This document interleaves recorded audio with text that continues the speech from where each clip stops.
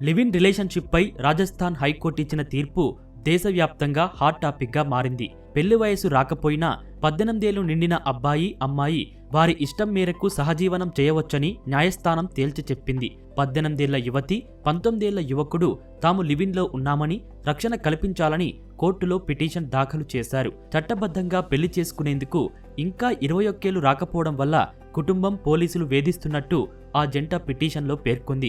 దీనిపై హైకోర్టు విచారణ జరిపింది. రాజ్యాంగంలోని ఆర్టికల్ 21 ప్రకారం ఆ అబ్బాయి అమ్మాయికి వ్యక్తిగత స్వేచ్ఛ, భద్రత కల్పించాలని ఆదేశించింది. లివ్ ఇన్ రిలేషన్షిప్ అనేది చట్టవిరుద్ధం కాదని స్పష్టంగా చెప్పింది. 18 ఏళ్లు దాటిన ఇద్దరు వ్యక్తులు పెళ్లి వయసు రాకపోయినా పరస్పర అంగీకారంతో సహజీవనం చేయడం నేరం కాదని కోర్టు వెల్లడించింది.